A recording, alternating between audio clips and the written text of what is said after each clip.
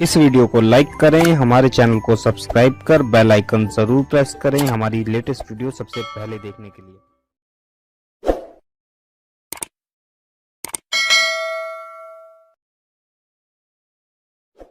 बैठ गए रात को तो देखा कि कोई चेहरे पे नकाब डाल करके आया।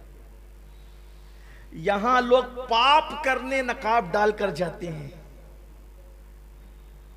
और वहां यार मनाने के लिए नकाब डाले जाते थे। इसीलिए शायद उन लोगों को कभी नकाब डालने की जरूरत नहीं पड़ी जो यार के लिए नकाब डालते थे, और जो पाप के लिए नकाब डालते थे मुंह छुपाए छुपाए फिर रहे पूरी दुनिया में। क्या आप सभी छुप रहे हैं? मुंह ऐसे ही थोड़ी छुपते हैं।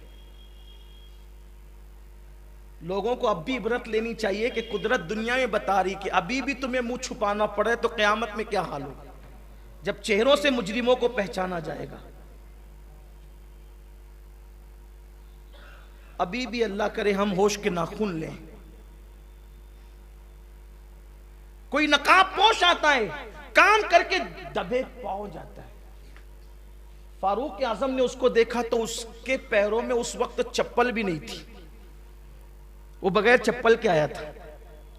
लेकिन आते और जाते कद देख करके लगा कि ये कोई गैर पहचान का कोई अजनबी नहीं है, ये बहुत ज्यादा शनासा मालूम होता है, जान पहचान का मालूम होता है।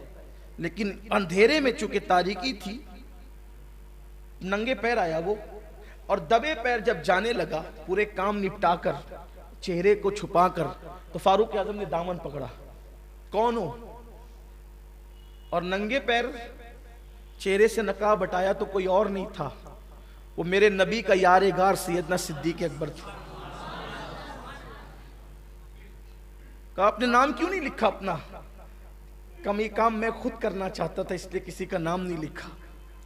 कहा ये नंगे पैर क्यों घूम रहे हो, यहां नंगे पैर क्यों आते हो? कहा उमर, अगर चप्पल या जूता पहन कर आऊंगा तो हो सकता है कि चप्पल की आवाज से लोगों को मेरी इस नेकी की खबर हो जाएगी। दबे पैर आना चाहता हूं ताकि मेरे और मेरे यार के सिवा इस काम की किसी को खबर ही ना। ये थे। और फिर उस नफा पहुंचाने का सिला क्या मिला? उस नफा पहुंचाने का सिला क्या मिला कि आज भी मुस्तफा जान रहमत अपने पहलू में सुलाए हुए हैं। बेशुमार वाकयात है, अगर इसी पे गुफ्तगू एक तवील सिलसिला है।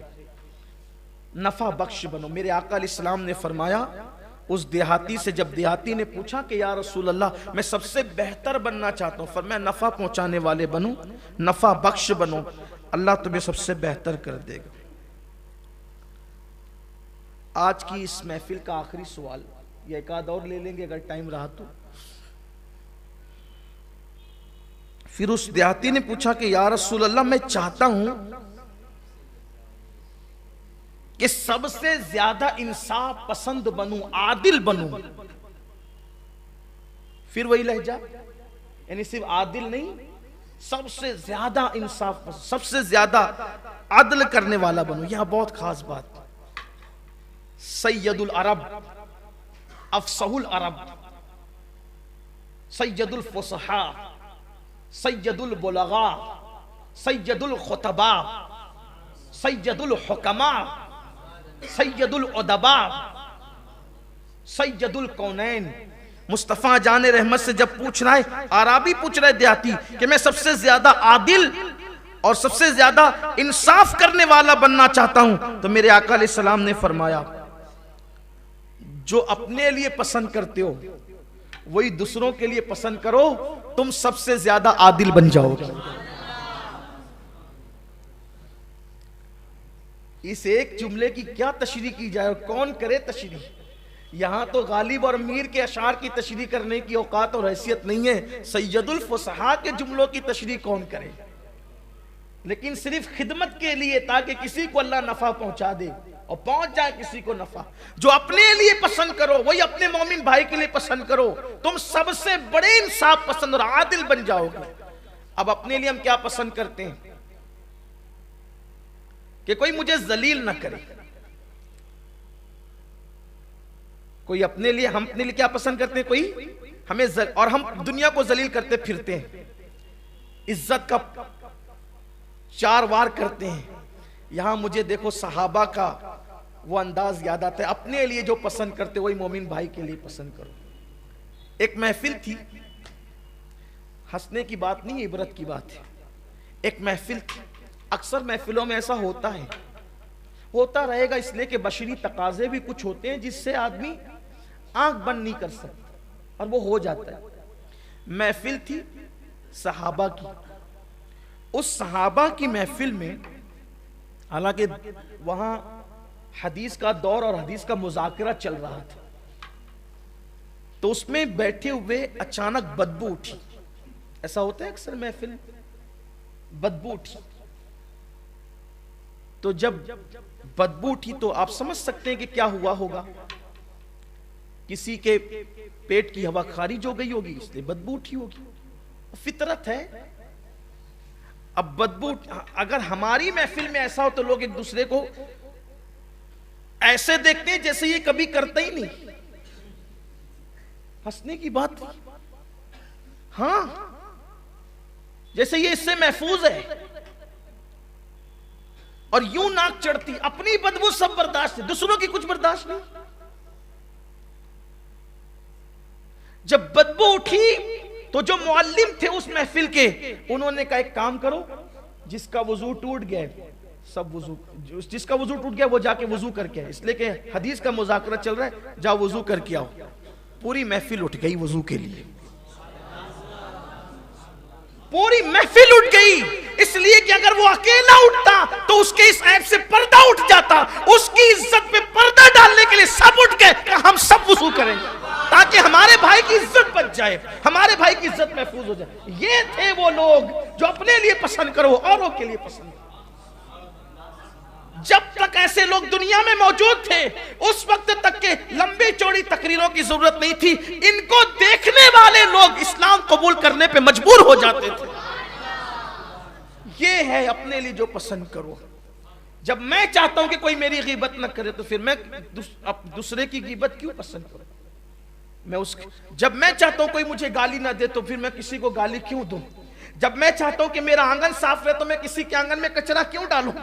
और जब मैं चाहता हूं कि मैं अच्छे कपड़े पहनूं, तो दूसरों को अच्छे कपड़े में देखना क्यों पसंद न करूं? जो अपने लिए पसंद करो वो मोमिन भाई के लिए पसंद करो। आदिल बन जाओगे, अदल करने वाले बन जाओगे। मैं समझता हूं कि ये एक ही बात कितनी इंसान को दावत फिक्र दे रही है। और जब मैं चाहता हूं कि मेरी मगफिरत हो जाए, तो मैं भी चाहता हूं दूसरों की हो जाए, और अगर मेरी वजह से होती है तब तो मैं और चाहता हूं कि हो जाए। क्यों पता है? जब भी किसी के इंतकाल की खबर पहुंचती है, मेरा अपना मामूल बता रहा हूं और तहदीद से नेमत के लिए बता रहा हूं, हमारी कोई औकात और हैसियत नहीं। जब भी किसी के, अगर उससे इख्तलाफ भी था किसी वजह से, फिर भी इंतकाल के बाद उसकी लंबी चौड़ी तारीफ के जुमले कहता ही है। उसकी वजह यह होती है कि जब कोई मुसलमान का, मोमिन का इंतकाल होता है, तो फरिश्तों को रूए जमीन पे फैला दिया जाता है, जरा देखो तो सही इसके बारे में बातें क्या हो रही है। अगर उसके बारे में लोग कहते क्या अच्छा था, क्या अच्छा था, क्या अच्छा था, और फरिश्ते कहते तो सब तो अच्छा ही करे, तो अल्लाह फरमाता है मेरे बंदों के गुमान की लाज रखूंगा, उसको बख्श दिया। इनके कहने पे बख्श, इनके कहने, तो अगर अपने कहने पे कोई बख्शा जा रहा है तो फिर होना चाहिए। इसलिए कि कितना भी पापी होगा, कोई एक तो खूबी होगी, उसी का जिक्र कर दे। इसीलिए ये काम किया करें आप भी। अगर किसी का इंतकाल हुआ करें तो 2-4-5 लोगों के पास मैयत में उसकी खूबियां बयान, कुछ तो खूबी होगी, बगैर खूबी के तो कोई नहीं, कुछ तो खूबी वो बयान किया करें, बार बार बयान करें। इसीलिए हमारे बड़े बुजुर्ग लोग औलियाए किराम वसीयतनामे में ये लिखते थे कि जब मेरा इंतकाल हो तो मेरा जनाजा रखना, और मेरा जनाजा रखने के बाद लोगों से कहना कैसा था। जाहिर सी बात है, लोग तो कहेंगे ना अच्छा था, बस अगर चंद लोगों ने कह दिया अच्छा था तो कब्र में जाने से पहले ही मगफिरत हो जाती है। इसलिए इस बात को भी हम जिंदा करें।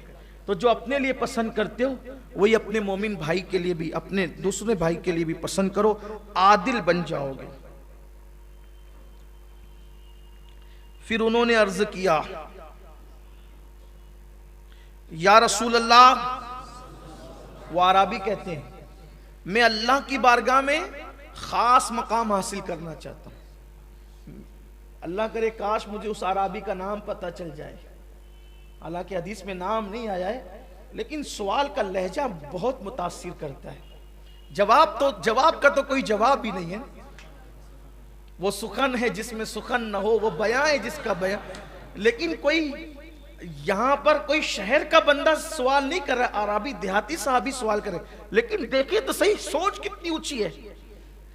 लोग कहते हैं ना कि खेड़े वाले एड़े होते हैं, लेकिन ये बात यहां गलत साबित हो रही है। वो एड़े और होते हैं जिनको नबी का दामन नहीं मिलता, जिनको नालैन मुस्तफा का कुर्ब मिलता है। वो देहाती होकर भी ऐसी बात करता है। देहाती हम खेड़े वालों को तो कहते हैं, क्या बात करें, क्या कहते हैं, या रसूल अल्लाह, मैं अल्लाह की बारगाह में खास, यानी मकाम नहीं, मैं मकाम हासिल नहीं करना चाहता, क्या खास मकाम हासिल, बहुत खास मकाम हासिल करना चाहता हूं। लेकिन कुर्बान जाएं, किसी सवाल पर यह नहीं है कि ला अदरी, मैं नहीं जानता। हर सवाल पर मोती बिखेरे जा रहे हैं, हर सवाल पर पंखड़ियां नहीं बिखर रही है। महबूब के लिए कैसे कह दो कि पंखड़ियां बिखर रही है, ये कह रहा हूं कि एक गुलिस्ता तरतीब पा रहा है, हर जवाब पर गुलिस्ता तरतीब पा रहा है। कहा हुजूर मैं बड़ा मकाम, खास मकाम हासिल करना चाहता हूं। और हुजूर बता रहे हैं, लेकिन क्या किस्मत थी सवाल करने वाले की भी। सवाल भी उससे किया जो मौलिमे कायनात है, आलिमे माकाना व मा